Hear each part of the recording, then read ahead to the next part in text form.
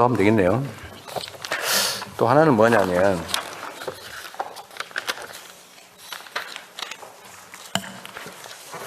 생리대 얘기인데요.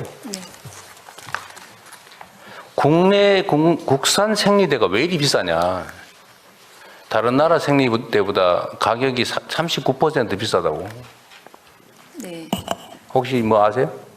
그 부분에 대해서 23년도에 여성환경연대에서 조사한 내용을 확인하긴 했는데 네. 실질적인 그 금액에 대해서는 조금 더 물론 뭐 검토가 그거야 필요합니다. 편차가 있을 수 네, 있고 네. 약간 다른 사례와 달리 과장됐을 수도 있는데 그건 그렇다 치더라도 비싼 건 맞는 것 같아요. 네, 맞습니다. 네. 해외 직구를 많이 한다고? 국내 생리대가 너무 비싸서.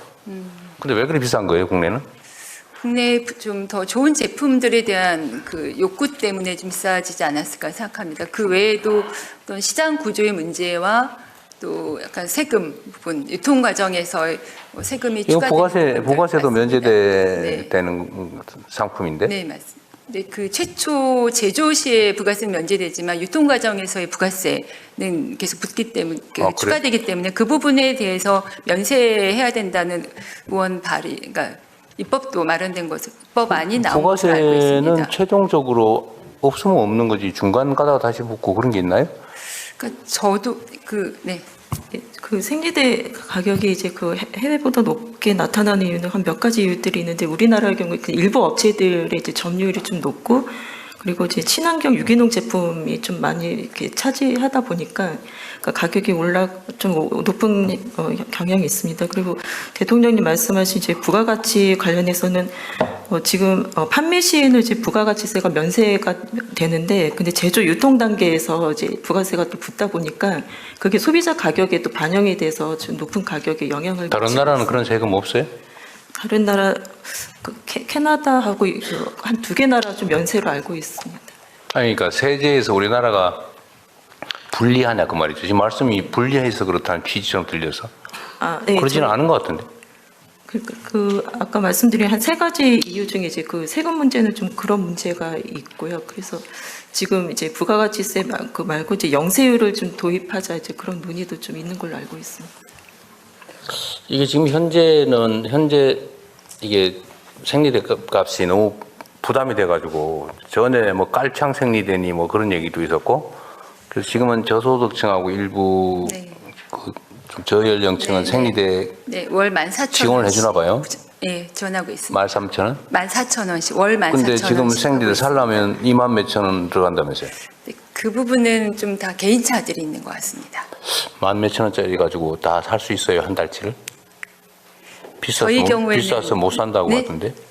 그것은 그 판매처에 따른 좀 차이가 있는 것 같습니다. 그래서 제가 이건 공정거래위 보고 네, 좀 조사 좀 해보라 그랬거든요. 네. 혹시 해외 생리대를 수입하면 수입 관세 있어요? 내가 보기에는 국내 기업들이 좀 과한 것 같아요. 네. 일종의 독점적 지위를 이용해서 폭리를 취하는 게 아닌가 하는 생각이 좀 들어서 좀 그 가족부도 좀 신경 좀 써서 네. 내용 파악 좀 해보세요. 네, 알겠습니다. 해보고 만약에 과도하게 생산비 대비 판매 가격이 높다면 네. 해외의 수입을 관세 없이 허용해가지고 실질 경쟁을 좀 시켜보면 어떨까 하는 생각도 좀 들어요. 네. 관세가 어떻게 구성되어 있는지 생리대에 대해서 지금 직구를 해외에서 많이 한다더라고요. 네.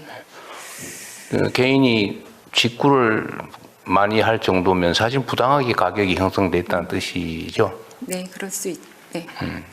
더군다나 세금도 면세까지 해주고 있는데 그런다고 하는 게 이상하죠. 네. 다른 나라는 되게 세금이 있을 건데.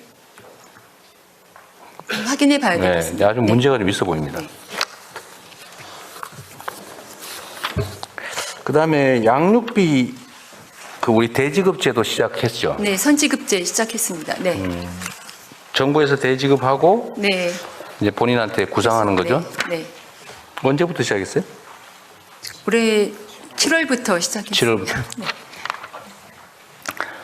이게 양육비 대지급 대상은 어떤 그 경우에? 예, 지금 저희가 처음이라서 정한 게 이제 중위소득 150% 이하이고 양육비를 3기 이상 또는 뭐 석 달 이상 정해진 횟수 이상 못 받으신 분들을 우선 대상으로 하고 있고요. 그 양육비 채권 확보를 위해서 이제 신청을 했거나 채권이 확보되신 분들이 그런 관계도도 입증을 하셔야 됩니다. 뭐 판결이 있거나 조정 조서가 있거나 이렇게 법률적으로 뭔가 의무가 확정된 경우 그러니까 신청만 하셔도 됩니다. 집행권은 확인을 위해서 저희 뭐 하니까 어떤 사람이 대상이냐? 양육비 채권은 일단 가지고 채권이 계셔야 어떻게 확인이 돼야 될 거 아니에요? 그냥 근데 원래 뭐 부부 사이에도 양육비 부담을 요구할 수 있잖아요. 근데 예를 들면 뭘 가진 사람이 대상이에요? 이혼하실 때 이제 보통 이혼한 경우에만? 예, 양육비 예. 이혼한 사람? 예. 이혼한 사람의 양육비 청구권을 대신 네. 이행해 준다.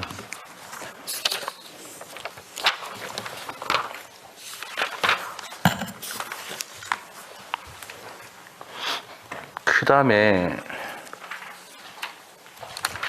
미혼모 네. 분야도 네. 성평등 가족부의 소관이겠죠? 네, 네. 저희가 한부모 가족 지원 사업을 하고 있기 때문에 포함이 됩니다. 미혼모들이 뭐 다양한 이유로 미혼모가 될 텐데 네. 미혼모들이 일단은 출산을 한 다음에 양육이 그냥 보통 보면 되게 어렵잖아요. 네. 어려운 상황이죠. 거기에 대한 뭐 지원 대책이나 이런 건 있어요? 다 본인이 기본적으로 양육하는 게 원칙이에요? 네, 아닙니다. 그 경우에도 취약한 상태의 미혼모와 미혼부에게는 저희가 아동 양육 수당을 추가로 지급하고 있고요. 그 단독으로 아이 양육이 어려운 경우에는 한부모나 한부모 가족 지원 시설에서 생활하시면서 아이를 양육하실 수 있습니다. 시설은 충분해요? 네. 가족실장입니다. 저희가 한부모 시설이 한 100여 곳이 있는데 출산 지원하는 곳은 23곳이라서 이제 지역적으로 조금 접근성이 떨어질 수는 있습니다. 그 매우 당황스러운 상황에 처한 경우가 많을 텐데 그럴 경우에 자기 집에서 뭐 양육을 하는 경우는 아까 양육 수당을 추가 지원하는 정도. 근데 그렇게 할 수 없는 상황일 경우는 주거 지원도 해줘야 되는데 그건 네. 충분한가요? 예를 들면 수요를 다 충족해 줄 수 있어요? 저희가 이제 양육 지원 시설도 있고 또 임대주택을 연계해 드리는 것도 있는데요. 지역적으로 이제 한부모들은 이제 수도권 이런 데를 좀 선호하시는데 지역에 따라서는 미스매칭이 있을 수 있습니다. 주거 지원은 충분하지는 않기 때문에 LH를 통한 한부모에 대한 그 추가적인 주거 지원이 확보가 되기를 바라고 있습니다. 이게 영아 유기나 아니면 이렇게 뭐 심하게는 영아 살해 그런 원인이 되기도 하는데 미혼모 또는 미혼부가 우리 일반 정서상으로는 잘 안 받아들여지는 측면이 있잖아요. 그러니까 미혼모나 미혼부들은 상당히 괴로울 수 있는데 네. 여기에 대한 뭐 예를 들면 심리적 지지 네, 네. 또 지원 네. 이런 게 좀 충분해야 되지 않을까 하는 생각이 좀 네. 들던데요. 이게 인구 출생률하고도 좀 사실 상당히 관련이 있다는 거 아닌가요? 네, 맞습니다. 그러니까 제가 취임 이후에 그 직접 시설에 가서 만나 뵙기도 했었는데요. 저희가 오늘 업무보고를 통해서 미혼모와 미혼부 모두 용기 있게 본인의 그 자녀 그 임신과 출산을 결정하면 사회가 책임지고 함께 양육을 돕겠다라고 하는 그 말씀을 드리고 싶고 그 부분에 전 부처가 함께 도움을 네. 주실 것으로 생각합니다. 좀 과감하게 좀 정책을 확장해야 될 것 네. 같아요. 네, 맞습니다.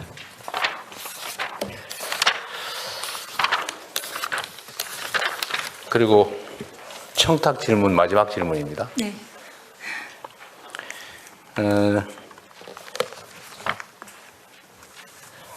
임신 중단 약물 문제 있죠. 네. 이게 지금 어떤 상태예요? 임신 중단 약물을 쓸 수 있게 할 거냐, 아니면 뭐 심지어 지원해 줄 거냐, 못 쓰게 할 거냐 논쟁이 있잖아요. 네. 그 실질적으로 해결도 안 되고 방치된 상태죠. 네. 근데 법률적으로는 정리가 안 된 상태인데 현장에서는 실제로 많이 사용되고 있는. 네. 그래서 정부는 모른 척하고 방치하고 있는 그런 상태죠. 방치하고 있다기보다는 제가 취임 이후에 확인해 보니 여러 부처가 함께 이 부분을 계속 숙고하고 있는 것으로 보고 받았습니다. 숙고를 몇 년째 네. 하고 있는지 모르겠어요. 굉장히 오래 하고 있어서 저도 빠른 결정이 나기를 바라고 있습니다. 성평등 가족부 입장은 뭐예요? 저희는 각적 빠른 그러니까 여성의 건강권 확보를 위해서 임신 중단 약물에 대해서 식약처에서 빠르게 그 유해성 여부를 검토하고 사용을 허용해 주기를 바라고 있습니다. 사용을 허용해야 된다. 네, 네. 그게 또 그러면 네. 어느 단계까지 네. 허용할 거냐? 네. 또 그 논란도 있죠. 맞습니다. 근데 그 부분 때문에 저희가 아직 결론을 못 내고 있습니다. 거기에 대해서 제가 보기엔 가장 가까운 그 친화적인 부처가 성평등 가족부 맞습니다. 같은데 네. 성평등 가족부라도 입장을 정리를 하고 방향을 정해서 가야 되는 거 아닌가요? 그냥 여기도 모르겠다. 네. 오늘 기다려보자 이러고 있나요? 아니 저희는 그 뒷짐지고 있지는 않고 다만 이 부분은 국무조정실을 통해서 좀 더 지속적으로 논의를 계속 해왔던 것으로 저는 알고 있는데 담당자가 좀 추가로 더 말씀을 드릴 수 네, 있을 것 얘기해 같습니다. 보십시오. 그냥 말하기 진짜 어렵죠. 그동안 국무조정실 이제 주관으로 해서 이제 그 복지부 식약처 국무조정실 끌려 들어왔어요. 네, 협의를 지금 진행을 했고요.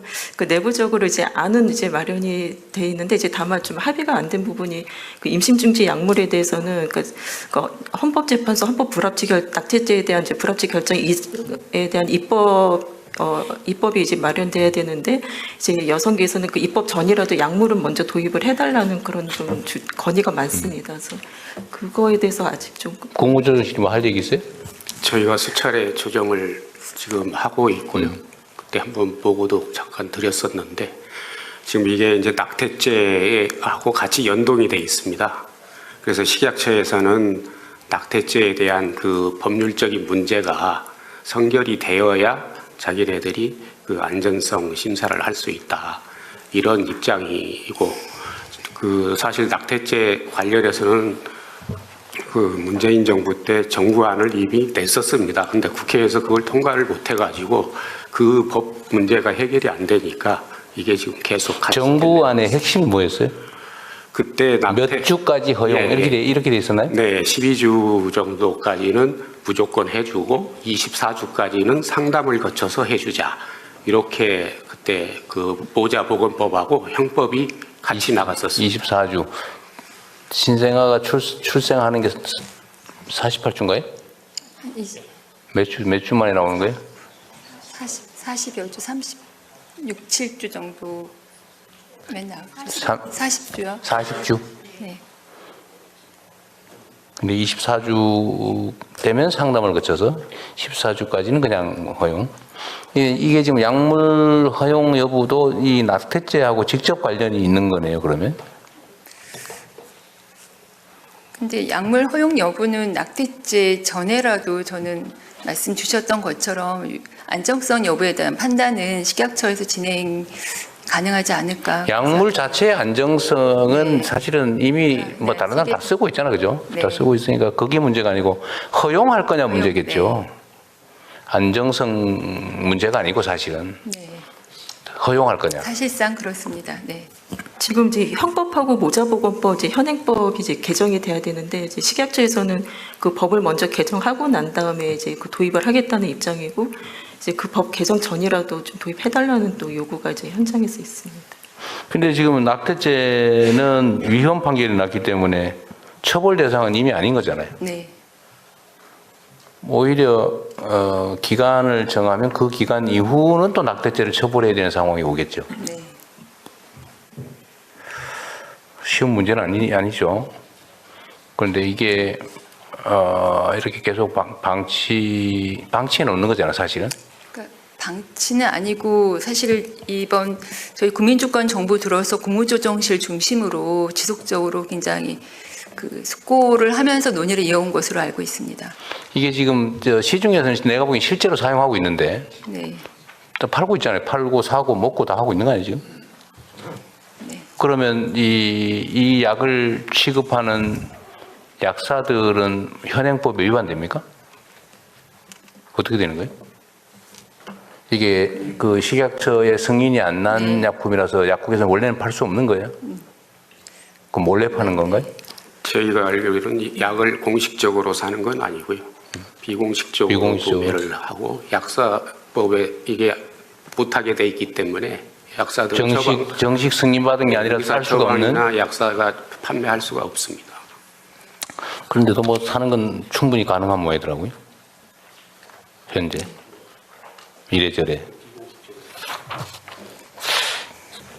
여기 제일 큰 반대 입장이 어디예요? 종교계?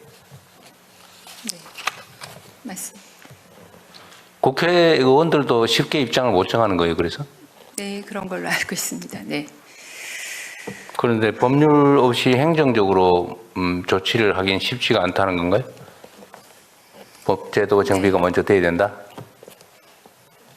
지금 발의된 안이 남인 의원님 안이 한 2건인가지 발의되어 있는데 거기에는 이제 약물 도입 하는 법안은 발의가 돼 있습니다. 모자보건법에 약물을 도입하는. 그러니까 내 말은 어쨌든 그 뭔가 법률에 네네. 명확하게 네. 되지 않는 한 네. 행정적 조치로는 어떻게 처리할 길이 없는 거예요? 네, 맞습니다. 아이고, 계속 고민을 해봅시다 그럼. 네.